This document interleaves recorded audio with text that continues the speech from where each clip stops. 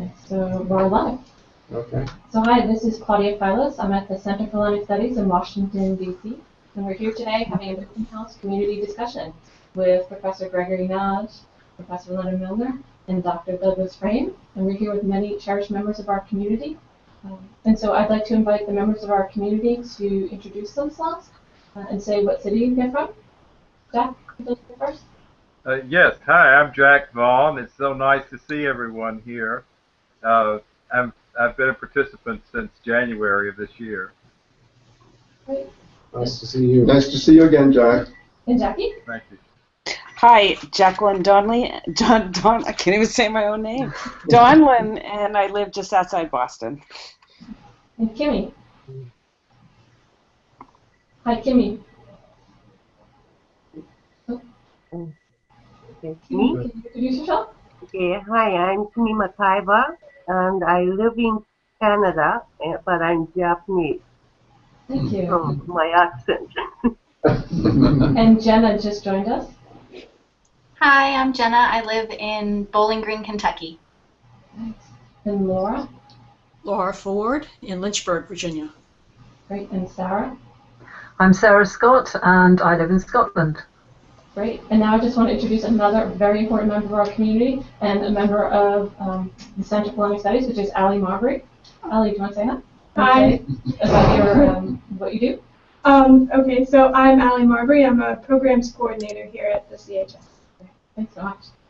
Great. So so we're going to start off by just inviting people to submit questions in the Q&A box if you're watching the event live on Google Hangout. So please feel free to submit questions.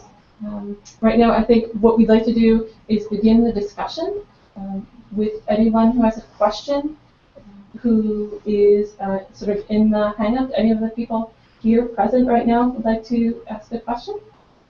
Start us off. Jackie, you have a question? Hi, can you hear me? Yeah. Okay. I was interested in knowing more about the myth and ritual of the Kurilla festival, the Kurilla ritual, and its relationship to the archaic judicial system. Unfortunately, I'm having a hard time finding any research on it, especially research in English. I was wondering if any of you would mind explaining more about Kurilla, and I've read the text in Best of the Aegeans, or can point me to the path of any other scholarly references that I could obtain. Thank you. I think I'm responsible for this one. And yeah. Confessional, Jackie, which is that since the publication of Best of the Aegeans in 1979, I've never had to deal with Kurilla again. I'm sorry if I mispronounced it. but you inspire me and us to look at it again, and just to review with everybody what the myth is about. It's a poor, starving young girl who hangs herself because she is so miserably treated. So it's a Cinderella story with a bad ending. Oh, but her name means joy for the Laos. all right, exactly. And morphologically, it's a beautiful illustration of a myth and a name that independently of the whole Achilles syndrome, that myths and names of main characters in myth can go together. And here's where I would love for both Doug and Lenny to say something, and then in the meantime I'll try to collect my thoughts about how to handle local myths, but how in general, and this is a very important matter, and Doug, you might even mention some of your experiences with people who talk to you about this, how there's a lot of skepticism out there about the relationship of myths and names of characters in myths. Oh, okay. Well, Nestor comes to mind. Yes. Yeah, it's a tricky subject in a way. I mean, Achilles is a good example of a significant name, I think. And there are many significant names in Homer. In the case of Nestor, it's pretty clear formation that it's just an action noun, agent noun rather. What else to really say at this point? I think, Lenny, do you want to have a go at it? Well, I think I'd just say that, you know, from a comparative perspective, that names in stories like are we have plenty of transparent names in mythological stories, like in Snow White and Sleeping Beauty and stuff like that. We have examples of stuff like that in Greek mythology where no one would contest it, like Oedipus, for example, which his name is such an important, crucial part of the myth. You ought to say what it means. Well, yeah, there are different ways of understanding it. Right? It means either the person who knows the feet or whose foot is swollen, and it gets interpreted in both of those ways in Greek texts. Right. So a sense of within myth that the names are significant.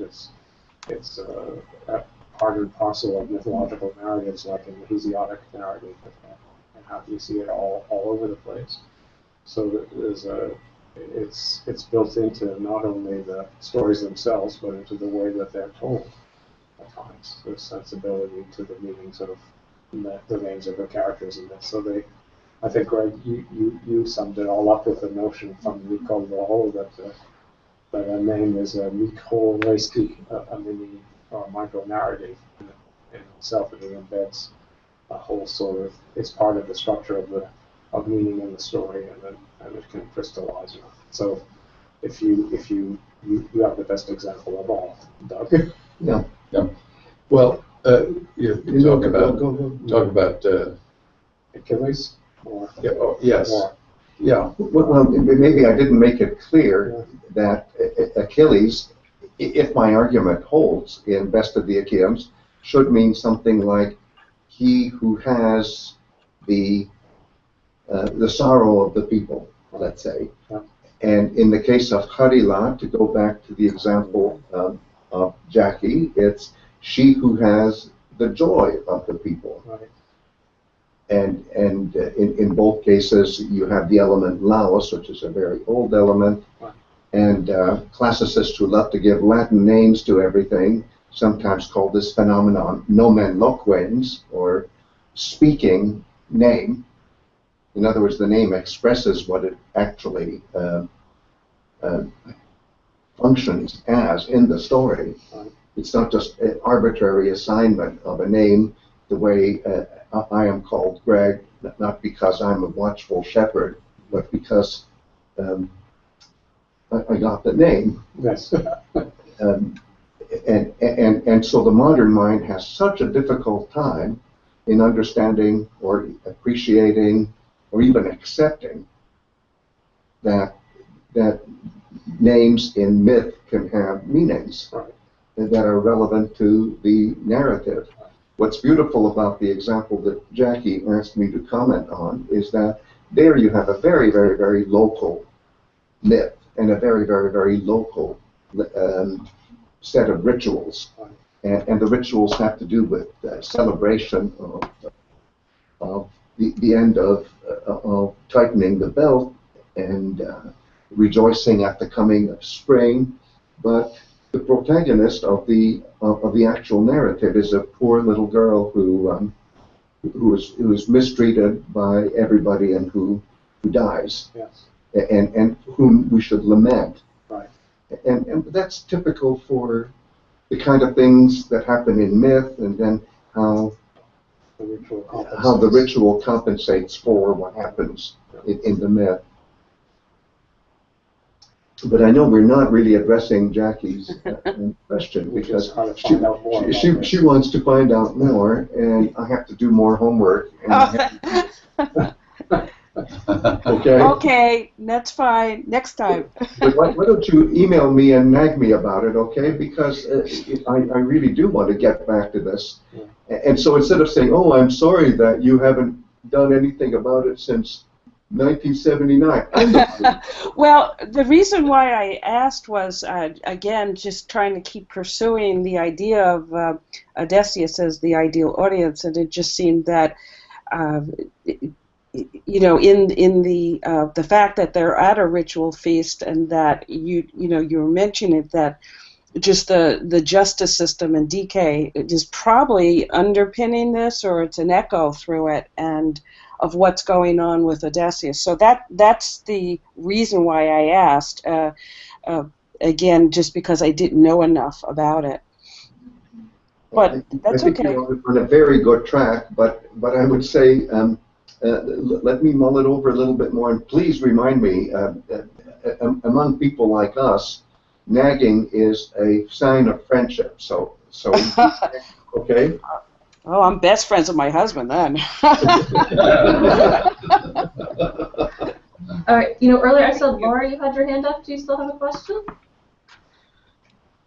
Oh, Laura, you're muted.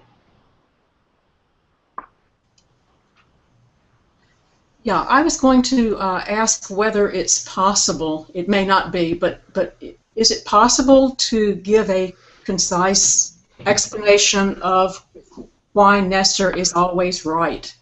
Yeah, I was a little flippant and putting it that way. Now you have to account for it. Can we just contextualize for a second? So this is a comment from our last conversation. Yeah, I know, but I think it's basically right. Let me give you an example. I mean, he's old, right? Here, I've got a couple of things to say about this. I saw your question ahead of time, Laura.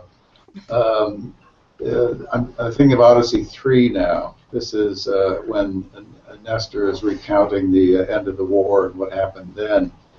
And he says about himself and Odysseus that they never disagreed as to what was best for the Achaeans. So you might say that they were both always right. These are the two counselors of the Achaeans, of the Greeks. They did ultimately disagree about how to get home.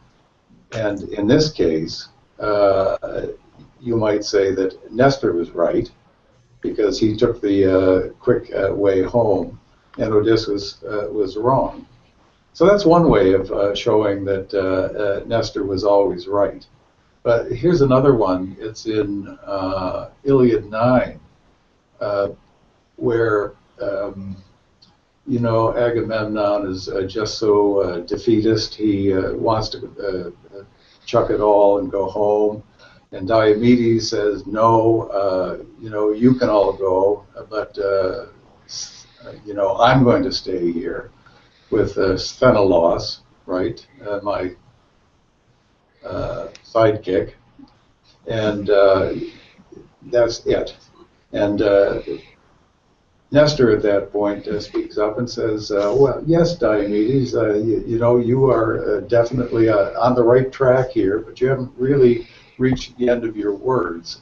And then Nestor goes on to fill in what Diomedes has not said, and he tells, this is Nestor now, tells Agamemnon that he has to act like a king and that he needs to call a council. And when he does call a council, it's Nestor who takes Agamemnon to task and says that, well, you're really responsible for this situation because you took Achilles' prize, Briseis, and this was against my advice. But now, here's what you have to do given the situation now. And this is where he proposes the embassy, which also doesn't work. So I guess you could look at it that way and say, well, I guess Nestor wasn't really right in this situation from that point of view, that you know, his advice doesn't work. But okay, I'm being a little long-winded at this point, but I think that as the oldest of the Greeks, that's what makes him, you know, together with Odysseus, the not infallible, but the yeah, almost. I mean, these the advisors who always come through. He's the one who's most connected to the tradition. Yes. He's experienced so much of it. Yes, and now, Laura, I'm sorry you asked for a concise answer. There might be a concise answer in there somewhere. I have a question. Yeah. What about his advice to Patroclus that he get dressed up in Achilles' armor? He suggests that. Yes. He, well, it turns out that this saves the day, right? Not for Patroclus. No. But it does for the Greeks. Yeah. Right. Well, he was right about getting home because he asked the gods. Sorry? He was right about getting home because he asked the gods. Well, that's part of it. He asks the gods, and he can interpret signs, which I guess is the same thing. That he knows about signs. He can interpret signs, and he does it all the way, on his way home, and he does it in Troy as well. I mean, it's clear. Yeah. And there's even a slight difference between Nestor and Odysseus when it comes to interpreting signs. This is in, so I got the details right on this. Yeah, I think it's when Agamemnon tests the army, and again he sounds this defeatist note, we're never going to take Troy, we should all go home. And it's interesting to look at the difference between the way Odysseus and Nestor correct the situation. Odysseus refers to Calchas and the omen that he saw, and we have to wait and see whether that omen is going to turn out or not. Nestor refers to something that he saw himself. He says that before the expedition set out, he here's where I don't remember the detail exactly, but he got a sign from Zeus. This is his between Nestor and Zeus. Nestor got the sign directly from Zeus. So that's an interesting comparison, I think, between the two of them. So even the comparison between Nestor and Odysseus, I think Nestor comes out ahead. There's another example that comes to mind, which is the false dream, which took the form of Nestor, right? Oh, that's a really interesting one. Yes, especially Nestor's reaction to the dream. It's amazing. Yes. Does everybody remember this? This is Agamemnon has the dream that Nestor appears to him in the dream to Agamemnon and says that it's hopeless. No, he says now's the time to. Yes. Go ahead. You continue on this one. He tells them now's the time to go on and capture Troy. Capture Troy. Right, and Agamemnon does the opposite, right? That's right. But they has a council first, in which they all get together. That's right. And Nestor says, if anyone but Agamemnon had had this dream, we would have ignored it. Right? He doesn't mention the fact that it took his form. It takes his form. Right. That's it. Yeah. That's it. Yeah. Sorry. No. That's good. That's a good example. Yeah. But he's the voice of authority in the dream, right? Even if it's a false dream, he gets to be the spokesperson for the choice for the. Yes, that's right. Zeus sends the false dream, and the false dream is in the form of Nestor, and then the so to speak. Messes it up. Yes, and the real Nestor says if anybody else had, just what you said before, if anybody else had this dream, I wouldn't believe it. But Agamemnon had the dream, so I do believe it. And he's talking about himself. It's very complicated. Yes. Okay. Well, he's such a mental person, Yes. Nestor. Yes. Well, thank you. So at this time, I want to invite people to submit questions in the Q&A, and it's best actually if we submit questions and actually not comments or chat in the Q&A. I'm sorry, I meant to say that earlier. And if we could submit questions, especially we're interested in questions that are going to sort of tap into the conversation that we're already having, because we'd really like to create an ongoing dialogue if that's possible. But right now, I know that, Jenna, I think you have a question, right? Hi, yes. Sorry, I couldn't figure out how to do it in the Q&A. I was wondering, and maybe I'm off base here, but this brings up another topic that we sort of touched on in the last hangout. where you're talking about part of the reason why Nestor is always right is because he's old. And we talked about Telemachus and Odysseus, and Telemachus not really being part, or maybe only partially part of the Age of Heroes, like 1 foot in, 1 foot out. And is Nestor's age sort of setting him so firmly back in the Age of Heroes that that gives him some more ability to be right all the time? Do you see where I'm going at?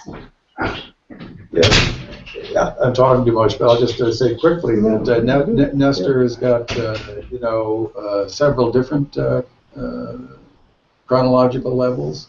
I mean, he goes back earlier than anybody because he's the oldest, but then he's, a full participant in Troy, and then he's in this later world as well, right? The world where Telemachus is. Now that I think of it, those could be the 3 ages of Nestor. You know, he's alive during 3 generations. Doesn't quite work. I mean, I still think that you can only really find 2 generations for Nestor where there are actual myths. You know, he's part of the epic present, let's say. The Trojan War and the aftermath, I'm counting as 1, and then this earlier phase for him. But anyway, the point that you're getting at is the difference between Iliad and Odyssey, I think. You know, the time of the Iliad is one thing, then you have this intervening time, and then there's the time of the Odyssey where Telemachus lives, and, you know, am I right about that? Yeah, I think so. I mean, I think maybe somebody, I can't remember who, somebody posted to the Hour 25 forum asking about, is Telemachus really in the post-heroic age, or because he's in the Odyssey, so he must be sort of a hero, but are there hero cults, and how does he relate to that? Whereas like Nestor is got his, you know, he's even pre-Troy, so he's got, you know, a lot of history there. And so I was just kind of thinking about generations and how Nestor and then Odysseus and then Telemachus, how we sort of, where the differences are and where the cutoffs and where the divisions are between those times. Did the Greeks see divisions there, really? Or were they really all part of the same age? Since I was the one who brought up the part about Telemachus being, shall we say, the last of the heroic generations, and I was referring to an article by Richard P. Martin in Colby Quarterly. I'd like to say it in a different way this time, which is, imagine we're looking at heroes not from the standpoint of Nestor, and how Nestor is saying, well, after me comes my son, and after me comes who knows who. If we now, just for a minute, look backwards in time, and we look at 6th century Athens, that's just for starters, and there's a family of people who are called tyrants in the next century, in the 5th century, after the democracy takes hold, and they're called the sons of Pisistratus, Pisistratidae, and many people have argued already, plausibly, that this lineage, which is the name of the lineage of this family that are later demonized as tyrants, this lineage does not mean old man Pisistratus, who lived in the 6th century, and his sons Hippias and Hipparchus and others. It means an entire lineage going all the way back to Pisistratus, the son of Nestor, the young man who along with Telemachus, rides on a chariot from Pylos all the way to Sparta. That is the Pisistratus. And what we're now getting into is power politics in the historical period, if I can put it that way, where people etiologize themselves as descended from famous heroic figures. And what's interesting is that when people do that, why should the Pisistratids say that they're descended from Pisistratus? Why not go an extra step and say, we're descended from Nestor? Because in the logic of the myth, they are. Yes. Well, the reason they don't is the dynamics of hero cult. And I try to show that in the book Pindar's Homer, where what's important is whose body does a given community possess. Exhibit A is situations where people, dynasts, derive themselves from Orestes, and not from Orestes' father, Agamemnon. And case in point is Lesbos, where an elite family claimed to be descended from Orestes. Why Orestes? Because presumably they had his body there in Lesbos and had a hero cult for Orestes there, and said, we have the real bones, not other people like the ones in Arcadia who worship Orestes. That's not the real Orestes. You see what I'm saying? So that now we're starting to see the politics of hero cult enter the picture, and let's not go into this, but it's pretty obvious, isn't it, that if it's true that the family of dynasts who dominated Athens in the 6th century, if they really trace themselves back to Pisistratus, the good friend of Telemachus, they did it because they felt that they owned the hero cult of this son of Nestor, as well as the stories that go with it, the narratives that go with it. I have to be careful how we use the word story, because we've devalued the word story, we've devalued the word myth. So I'm just saying narrative. Thank you. That's really insightful. So we actually have a question from Kyriakos. Oh, it went away when you clicked it. Oh, I selected it. You selected it? Mm-hmm. Okay. Okay, so the question is, don't you think that Telemachus would be the one that the audience of the classic years would associate with? Don't you think that Telemachus would be the one that the audiences of the classic years would associate with? Would associate with? Yeah. This one here. Instead of Pisistratus? I'm not sure. Well, you see, it all depends on whose body you own. It's not just people in general, it's how people worship heroes in the historical period, and then how they trace themselves back. So it's not the popularity of heroes in a general sense, as if Telemachus would rate higher in a popularity poll than Pisistratus. It's the politics of the locale. Thank you. So does anyone else in the Hangout currently have a question they'd like to ask?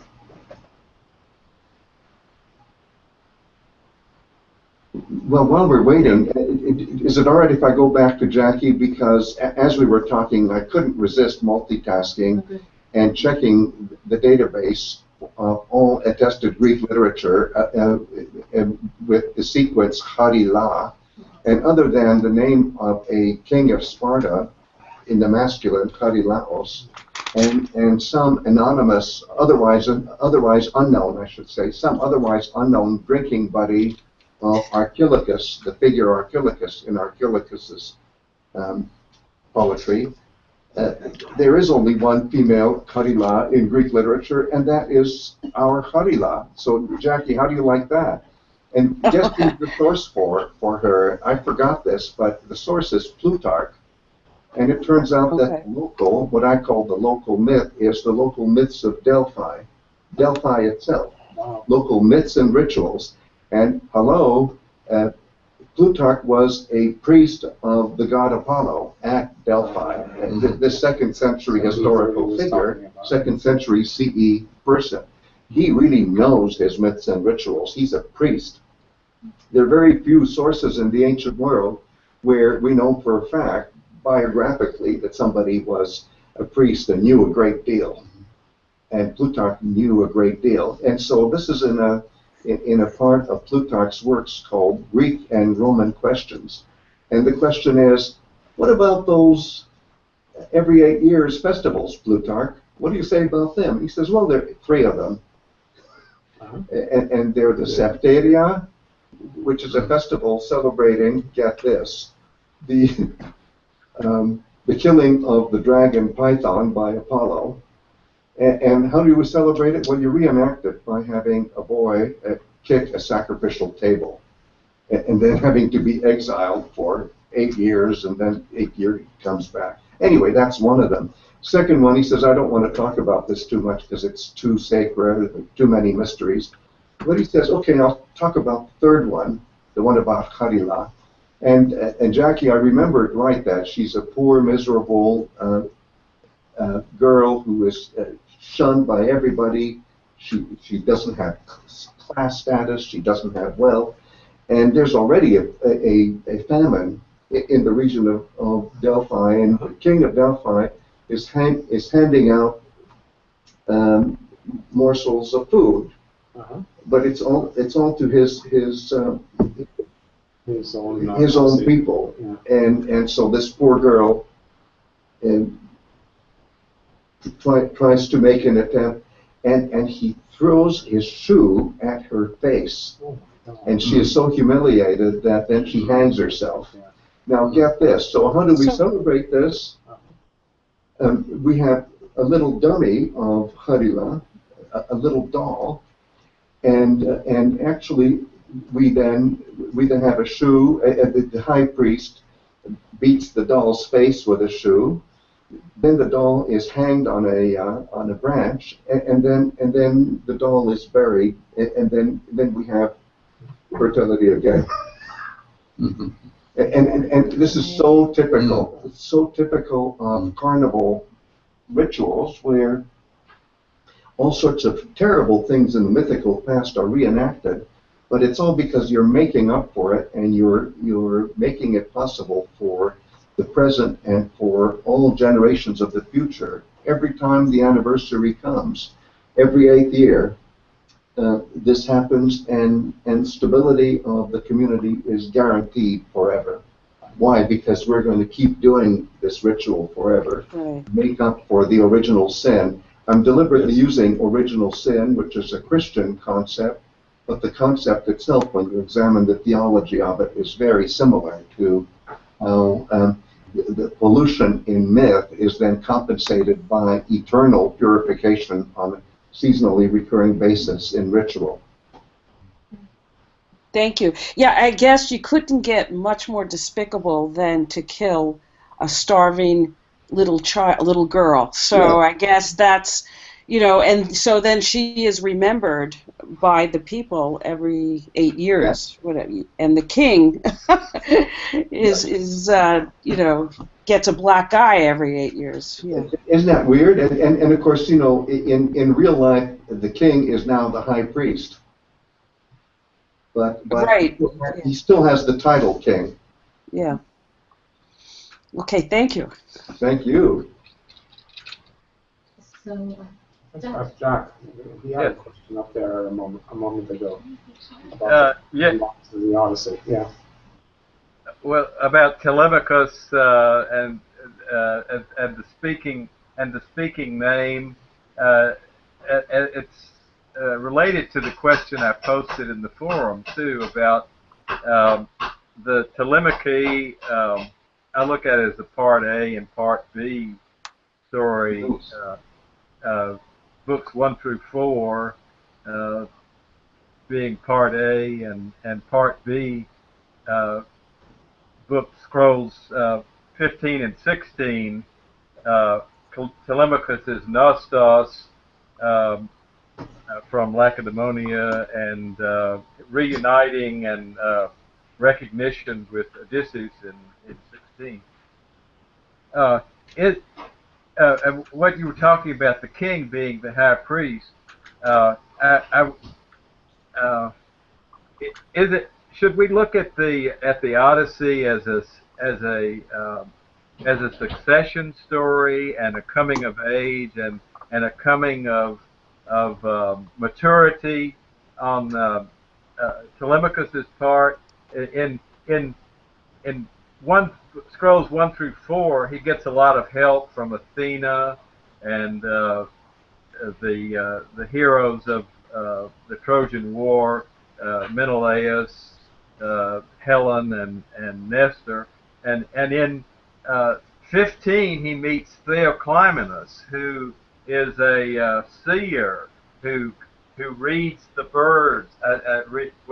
They call them the ornithists, the omens. You know, he sees the bird going to the right or going to the left, and he knows whether it's a good omen or not. Is this part of the education of Telemachus? And do we see him going from, as Greg said in Heroes 24 Hours, where he starts out as where Athena says, you need to overcome your foolishness, and actually he said, Athena says the right thing to do is to kill these suitors because they are bad people, and they prove themselves to be bad people by plotting Telemachus's murder. But do we see Telemachus growing to the point where he is ready, say by scroll 24, to be the king of Ithaca? Everyone's looking at Doug. Who wants this? This is good. If I start, which is that in Best of the Achaeans, I remember saying that there's this interesting pattern of naming heroes, and that's a running theme in today's discussion of names and myths. Well, it turns out that many heroes have a name that reflects the primary heroic activity of their fathers. Exhibit A is Heracles has two sons. Well, he has many sons, but in one particular myth, he has a son called Deikoon, which means something like he who counter-ambushes the enemy, and then Therimachos, which means he who fights beasts. And so if you look at the 12 labors of Heracles or the various other canonical numberings of Heracles' deeds, the deeds or the labors of Heracles divide into usually killing a beast, like the Nemean lion, Hydra, the Hydra of Lerna, etc., or killing off some enemy who usually sets a trap. Usually, it's not just somebody who frontally assaults him, but has some kind of trick up his sleeve. Anyway, so that's one example. Another good example is Ajax, and we all think of him as primarily recognizable by his man-covering shield. Well, guess what? He has a son called Eurysakes, which means he who has the wide shield. Moving forward, we have Telemachos, and Telemachos means he who fights from a distance, which can mean two different things. Somebody who does bow and arrows, or somebody who was at war in a very far away place like Troy. So either way, there are sort of two mythological themes that sort of come together, and the synapse fires, and there's your nomen loquens, your micro-récit, your micro-narrative, Telemachus. And yeah, if he's the fulfillment, so to speak, of everything the father is striving for, then in one way you can say, well, he can be the next hero in the next epic. Sure, that's one way to do it. But another way to do it would be, well, he's the perfect hero who can then be the ancestor of a historical lineage, a historicized lineage, as we think backwards in time and work our way back from the realities of the present, where some dynasty claims to be descended, let's say, from Telemachus. So it's like this. Yeah, same kind of thing. Yeah. But they're sort of linked to the present. Yeah. But they're linked to the present, and you know, when you think of the way the Odyssey ends, which is that there's a vendetta going on, and we all know that vendettas never end unless there's suddenly a divine intervention, as we have in the Oresteia trilogy. Or as you have at the end of the Odyssey. And there you go. And so Athena says, okay, this is going to stop. And you say, oh, that's the birth of the city-state. Or it's the birth of the rule of law. Now I'm giving it an Aeschylean reading, which I shamelessly do in that book, Ancient Greek Hero in 24 Hours. I say, look, what's happening at the end of the Oresteia trilogy is already really happening at the end of the Odyssey. And so in a sense, by the time Telemachus really is fully validated in the story, we're already in the present in the sense that now the city-state can begin. Whereas when we begin the story, oh no, it's still heroes and they still do vengeance systems and they're not in the society that we are in. So it's like the epic covers its tracks about the existence of the city-state. It's already there. I mean, the other aspect of Telemachus is that he's nepios, right? He's clueless. He's clueless. He's detached or not attached. At the beginning. And you even have this beautiful expression that Athena uses about him, is that you shouldn't hold on tight to your detachedness, right? The only thing he can attach himself is the fact that he's not attached. And after all, I mean, he says these really dumb things like, oh, who knows who my father really is. Yes, exactly. And you know, there's that wonderful jingle in English of mother's baby, father's maybe. Yeah.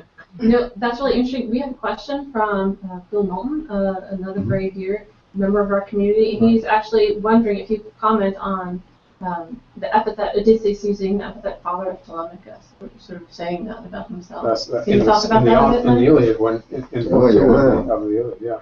Which is, but can we say one more thing about Telemachus, which is that in addition to being nepios, in the first book, he's peplumenos, right? Is one of his epithets, which looks like the perfect passive participle of the verb to blow. Okay. Yeah. But it's also a kind of mikrorécit in that it has a syntagma embedded in it, which is pneuo and the verb to blow and the noun menos, which is also an epic formula. Well, yeah, so, and in fact that's what Athena says. Yeah. I'm going to go and I'm going to blow. And well, first she says infuse, but then when you look back at it, the narrator says that she blew. In other words. Well, she provided this gust of oxygen, that very nice, to the breathing of Telemachus, so he could breathe heroic Menos. Right. And the name of Athena is Mentor or Mentes. Right? Yes, it's Mentes in Book 1, or Scroll 1, as we like to say, and Mentor in Scroll 2. And Doug has beautiful things to say about the semantics of Mentor, and even the formation of Mentor. So all these things kind of speak to Jack's idea about him being a character who's on the, at least when we first see him on the threshold of becoming a heroic person, right? But I'm wondering, Lenny, if I could set you up for something that Lenny has handled in an amazing way in his book on the Homeric word elchomai. So I'm going to set you up, okay? Which is that when Odysseus is rhetorically saying, well, if I'm not the father of Telemachus, or let's say if Telemachus isn't worthy of claiming me as a father, so it's almost like defining himself in terms of his son. You see, this goes back to what I was saying. If the son is named after the primary activity of the father, then the father can actually boast about being the father of the son because the son reflects the primary activity of the father. Right. It's chicken and egg, yes, but there it is. Yes. But isn't it funny that of all people to do this, it's Odysseus? He's the only one who does. And so I'd like for Lenny to say to our whole group just a few words about how Odysseus consistently can violate protocol. Right. I mean, but there it's about protocols of naming, which is another thing that he consistently violates, and he also encounters people who violate protocols of naming. Yes, right? Yes. So it's all, but these are all games about identity and stuff like that. Yes. So when the son says nobody knows who their father is, Yep. it's part of this. It fits into this overall the kind of thematics and the dialectics of identity and naming. Right? But Lenny, what I'm trying to elicit from you is yeah. formulaic behavior and how even in terms of formulaic studies, yes. Odysseus can violate formulas. Yeah, yes. So, well, you got to prompt me a little bit more. But what comes to mind is the other. Speaking out of turn. Okay, speaking out of turn. And which is what I just did. Which is what Odysseus does in Book 9 of the Iliad. Right? That's what I'm. And when it looks as though what the narrative says is that Ajax nodded to Phoenix. Okay, which it's like nodding to him so that he would speak. And then Odysseus intervenes, right? Yeah, that's what I was thinking. Yeah. And see what I was also thinking, because when Lenny studies the formulaic behavior of the word euchomai, Lenny can show that Odysseus uses it wrong, so to speak. And another one is when Odysseus is guest at the court of the Phaeacians, instead of waiting for him to get a nice cut of meat, he goes up and cuts the meat for himself. Well, that's something the host should do, not the guest. Right. And so if I can come back to this running theme that we have, Claudia, about names, micro-narratives, and then the macro-narrative in which the micro-narrative is embedded, here's another one. Think of Odysseus in the cave of the Cyclops. Right.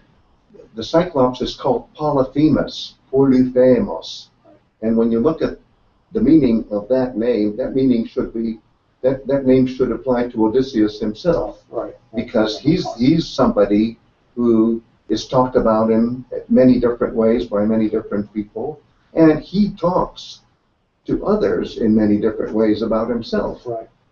But and also in that story, Polyphemus, okay, violates the naming conventions, because instead of saying what you're not supposed to give your given name. The convention is you say I'm the son of so and so. And what Polyphemus says is my father Poseidon boasts that I am his son. So it's another kind of inversion like the one that Odysseus does. And so one way I love to get people into this is to invoke the anthropological term trickster. Anthropologists love to use the word trickster. There's a beautiful book by Paul Radin. Some people pronounce it in a French way, but he's really an American guy who said Radin. But Paul Radin or Paul Radin, in his book, The Trickster, my favorite part is the appendix, where he has a Winnebago narrative, so a Native American narrative about a trickster who manages to violate every social norm of the Winnebago people from A to Z. And then after he does that in the story, he then steps out of his role as trickster and says, okay, now I'm your culture hero. See, I still have the same name, but now I'm going to tell you from A to Z what I did wrong in each one of these, and you're going to learn how to not do that. This is how you teach people the right way to behave. And it reminded me of how my children used to love this horrible cartoon version of The Adventures of Mr. T on Saturday morning. And he would be that guy who was Rocky's opponent, and he was kind of a bad guy in that situation, but he was also a member of the A-team, yes. So he was also a good guy. But in the cartoons, there would be a whole narrative, and at the end, Mr. T would say, pity the poor fool who doesn't do this, this, this, and so he would analyze what he did in his entire half-hour adventure, or 20-minute because of all the commercials. Yes. These are really interesting patterns of how you manipulate these conventions of very, very expressive of overarching themes in the narrative. And so you people out there, are you shocked at my calling Odysseus a trickster? Last time we met, you could be legitimately shocked that Doug, Freudian slip, that Doug said Doug said that Nestor is always right, and I agree with Doug. Now I'm saying, hey, Odysseus is a trickster. Yes. I hope that causes, that's a provocative statement, because it's meant to be discussed. Yeah. But it's interesting in terms of what you just said, because Odysseus isn't the person, I mean, he can break conventions, but he also goes to all these different worlds where all the conventions of Greek life are overturned or inverted or totally disturbed. And he studies them. And he studies them, yes, and he understands their rules, right? That's right. So it's externalized in a certain way. Yeah. Interesting. Great. You know, I also see that we have a question from Jessica. Can you see that? So it's a two-part. I'll pull up the first part. Will Ellie read it for us? Exactly, because if I click on it, I think we'll lose it. So, get my forehead out of the camera. So the first part says, It's easier now. I wonder if you could discuss the very complicated meaning of Nostos in the Odyssey, which seems to shift and/or evolve. Odysseus says to Calypso that he longs to return to his house and see his day of homecoming, his Nostos, 5220. But when he arrives in, starting here, Ithaca, it would seem that Odysseus cannot achieve his desired Nostos. Does the epic therefore examine from multiple perspectives the difficulty, perhaps even the impossibility of achieving Nostos? Or does the meaning of Nostos itself evolve? Well, this one is for Doug as Mr. Nostos himself. That's a hard question. So you think that when Odysseus arrives in Ithaca, that somehow or other he has not achieved his Nostos? I'm not sure I would quite see it that way. I'm looking for, my eyes aren't good enough here, to quote that part of the question. Oh, I can show it to you. I got it for you. Yeah. Yeah. So here's, It would seem that Odysseus cannot achieve his desired Nostos. I see Ithaca. Mm-hmm. Yeah. So answer to question. So this is the first half of the question here. Oh, a little bit bigger. I think I get it well enough. It's that sentence. Could you explain a little bit more about that? This is Jessica. So Jessica's actually, she's sending that to the Q&A. So she's Q&A. So she can't respond. Okay. So we can't get her to respond? Yeah. Well, maybe if she can send in another clarification. Okay. Well, Jessica, if you can maybe. Can I just say, just to rattle on a bit while we're doing that, but that from my standpoint, he's pretty well achieved it at that point. It's, he falls into a sleep like death on the ship of the Phaeacians. He arrives just at dawn. I think the part that maybe the question is getting at is that he doesn't know that he's arrived yet, that everything is disguised, so he doesn't recognize Ithaca. And he just thinks, oh, well, this is, once again, I failed, on my return. But in fact, he hasn't. I mean, he's home. And I don't know what more I can. Now, as far as the notion of Nostos evolving in the course of the poem, I'm not sure I see that either. I mean, I think that that's the goal from the start, and ultimately it's achieved. We're still there. I'm quite willing to take argument on this. Well, I mean, you want me to be your Yes. sacrificial victim? Yeah. Okay, so here's just an attempt. One thing I was playing with in Ancient Greek Hero on 24 Hours is what happens if you take the Odysseus story and let's say you just cut out the whole business about going back from Troy to Ithaca, so you don't have that. Right. And let's just say we skip all that part of the narrative, and we just go back, go to where he goes to Ithaca. No, not even that. Let's say we go through how he goes down to Hades, comes back from Hades, and then he kills the suitors, and you leave Troy out. Oh no, Troy. And there's a passage in Theognis where the speaker says, "I wish I were like Odysseus. I just hate my enemies so much." I wish that, just like Odysseus, I went down to Hades, came back up again, killed the suitors. Yeah. And that is presented, I would argue, as a kind of nostos, where it's returned to light and life, but without the Troy. Without Troy in it. Well, from the standpoint of the Odyssey, though, this is the question. This is our Odyssey. It wouldn't work. Yeah. Okay. That's your premise is that we're they're Odysseys and they're Odysseys. There's another comment from Jessica that says the prophecy from Tiresias is that he is destined to leave and that he cannot stay. Oh, I see. That's the other. Oh my God! Oh, that now it's really complicated. Yes, that point. Well.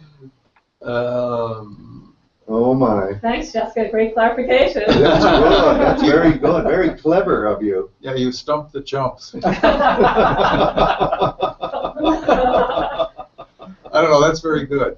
I have to think about that. I love it. Great. Yeah. Actually, and so while we're doing that, can you share, Ellie, the next question? So there's another question from the ComDev email list that says it's from Brian, and he says, I wonder if you would like to spend a little time discussing the, to me at least, very peculiar role played by Autolycus? Autolycus. Yes. In the royal families of Odysseus and Jason.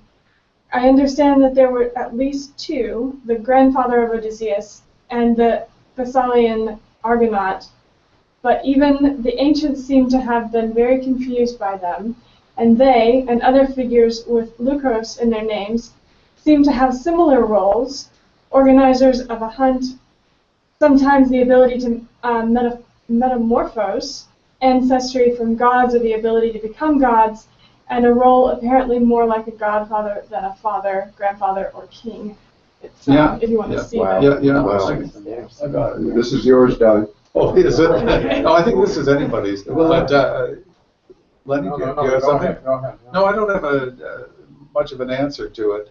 I'm just thinking of the last part of the question, more of a godfather than a grandparent. So this is maternal side, right? Odysseus' mother's father, and the coming of age rite of passage takes place in the maternal grandfather's territory, right? Mount Parnassus. That's where it is. Yeah. This is where and this is where the boar hunt is. Again, I'm thinking about so since it's on the maternal side and it's the grandfather on that side. Again, I don't have a big point here. I'm just saying that there is something more like a godfather. It's what am I trying to say exactly? It's not a patriarchal figure. It's not a patriarchal figure. You can do this very well in terms of uncles. You know, Father's brother, That's mother's nice. brother, when father's it's brother. exactly when it's a mother's brother, it's a friendly. In Latin, the term is avunculus and avuncular, and then avuncular uncle is the nice friendly one. Whereas on the father's side, the father's brother is a patrulus, and that is less friendly. Let's just put it that way. So I'm thinking in terms of this is the mother's family, where this rite of passage takes place. There is something to that. And now I'm just going to leave it at that because, as I said, I don't really have a developed point. But then the trickster figure that Greg mentioned before is what you've got in this maternal grandfather. There's something being passed that way. He is a thief, this Autolycus. He's a Hermes kind of character in a way, Hermes being the god of thieves. And I've forgotten exactly what the connection is between Autolycus and Hermes, but there is one of some sort. Anybody carry this any further? I'm sputtering at this point. No, you're doing okay. What I was going to do is think about the Autolycos, which I've always thought, but I can't prove it. I've always thought that that meant lone wolf. In other words, a wolf that is no longer part of the pack, or never was one.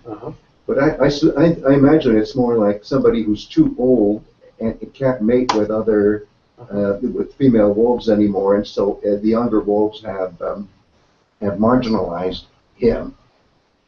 And there are all sorts of myths about male animals that used to be dominant and are still pretty smart and strong. Very smart, I think. Very smart, but they're no longer company people. It's like Wile E. Coyote. It's like, well, except Coyote and American Indian. Sort of Wile E. Coyote. Yes. Except,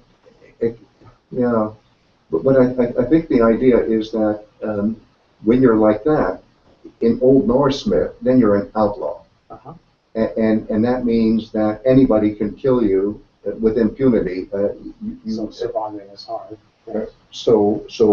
Your fair game, can I say it that way, to be bushwhacked. And so you have to be extra careful to stay alive as long as you can still stay alive. But it's very initiatory, see? So and there's so an going back Apollonian aspect to it on Mount Parnassus and Leucos, right? And I found out, because I was at Mount Parnassus, can you guys imagine, in March, middle of March. And I should have known this, but because, Pausanias says in the 2nd century CE, God, there are a lot of wolves here when he visits Parnassus. Well, there still are. They're still very much around, and they howl at night. It's actually a little bit past 5, so I did want to thank everyone for joining us and for having this conversation, which is so wonderful. And for everyone who's watching through Google Plus, and to everyone here who joined us in Hollywood Squares, thank you so much for your time. And so if you didn't ask a question this time or speak, we'd like you to speak next time, right? That's sort of the policy. Can't go too many times without speaking. We want to hear from you. So thanks so much, and we hope to see you again all soon. All right. Bye-bye. Thank you. Thank you. You're Bye. Thanks, though. Bye.